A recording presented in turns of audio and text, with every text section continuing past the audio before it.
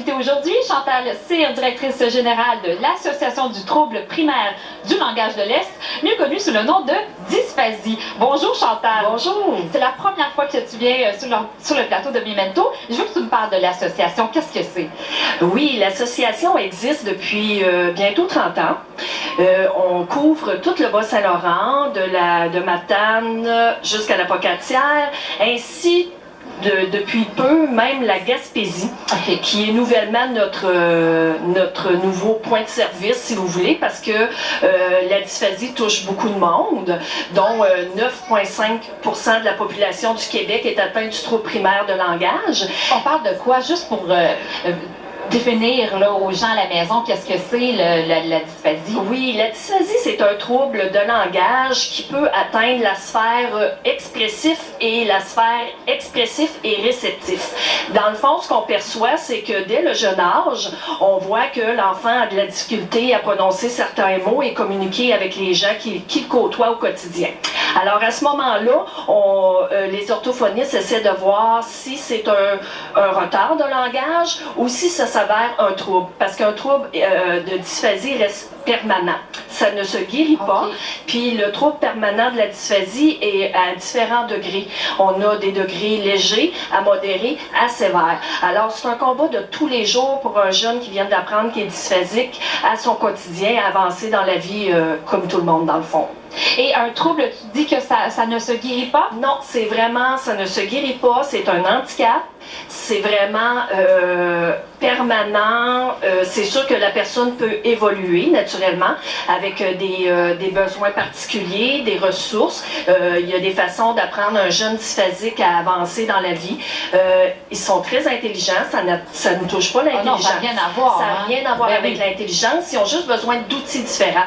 Alors dès le jeune âge, quand ils ont des plans d'intervention, que ce soit au niveau scolaire ou même des blocs avec l'orthophoniste, plus que l'enfant se présente à des blocs et travaille son langage avec une spécialiste, plus il avance dans la vie et moins il y a des barrières pour le futur. Là. Mais qui dit que l'enfant souffre de troubles de dysphasie? Est-ce que c'est un médecin qui pose le diagnostic? C'est vraiment une orthophoniste. Le médecin, lui, va référer un orthophoniste, mais c'est vraiment un orthophoniste qui est capable avec ses critères qu'elle connaît très bien et sa façon de travailler, réussit à diagnostiquer vraiment clairement le trouble primaire du langage à l'enfant. Donc, c'est ces personnes-là qui réfèrent les cas à l'Association du trouble de langage? Pas nécessairement.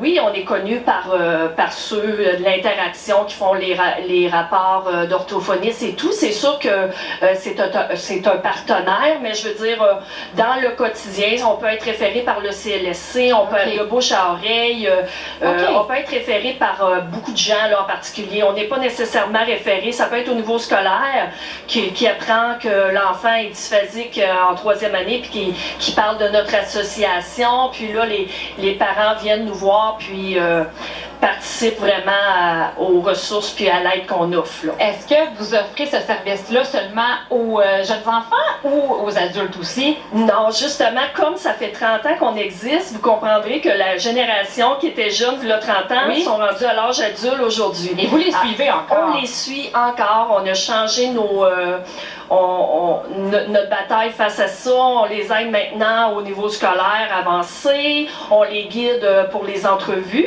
faire leur CV. Dans le fond, notre mission première, c'est vraiment de faire connaître c'est quoi la dysphasie aux gens, à la population en général, que ce soit au niveau scolaire, les employeurs.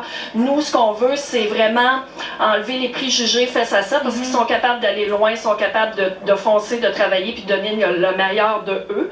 Alors, c'est pour ça qu'on a une génération qui est vraiment grandissante dans notre association. Est-ce que ça se peut que des personnes qui souffrent de ces troubles-là ne le sachent pas encore? Oui, je vous dirais même qu'on a un cas que la jeune fille, à 21 ans, a découvert qu'elle était dysphasique.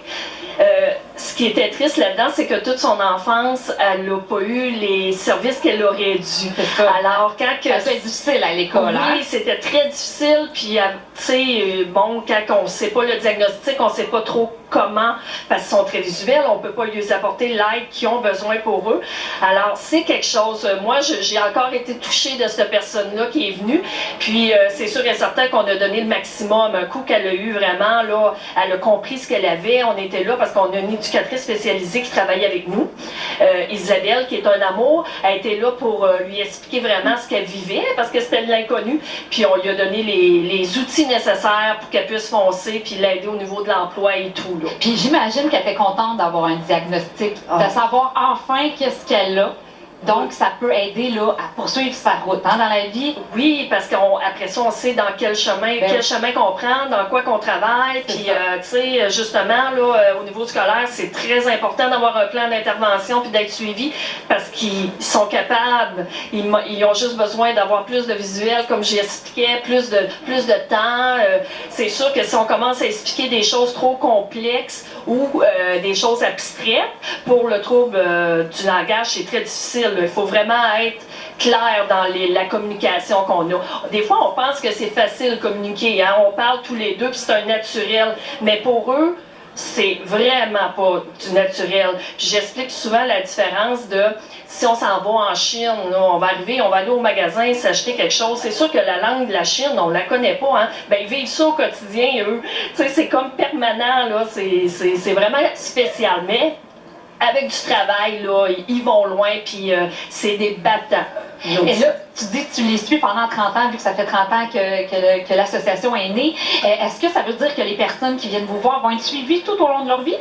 Tant qu'ils sont membres de notre association, on est là pour eux, puis on offre les services vraiment à pour eux, jusqu'à temps qu'ils en aient besoin. Oui.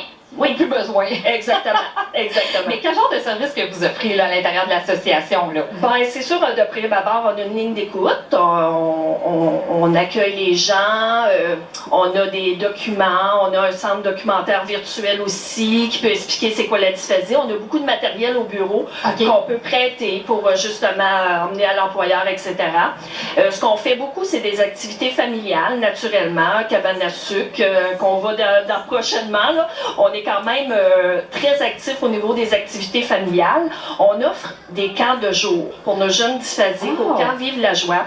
On offre un crédit pour ces jeunes-là pour qu'ils puissent intégrer, c'est vraiment là, être en groupe. Oui, être en groupe parce qu'on veut pas lui mettre une étiquette. Là. Ils sont vraiment intégrés, puis ils ont du plaisir, puis c'est très le fun. On est associé avec le Camp Vive la Joie, ça fait, mon Dieu, je pense 18 ans déjà. Alors, c'est une belle chose. Puis notre beau projet qu'on a depuis 1 an et demi, c'est que nos jeunes bénéficient d'équithérapie. D'équithérapie? Équithérapie, de l'équitation, mais pour nos jeunes dysphasiques au centre KM de Sainte-Hélène. C'est ça. Alors, ça, c'est merveilleux. Écoutez, on a inscrit 15 jeunes dans ce camp-là. Puis, c'est des étincelles, c'est des réussites, de l'estime de soi au plafond. Mais on offre plein de choses comme ça. Là. On mérite d'être connus. C'est vraiment intéressant et tu mérites de revenir sur le plateau pour nous parler encore plus. Merci beaucoup. Merci.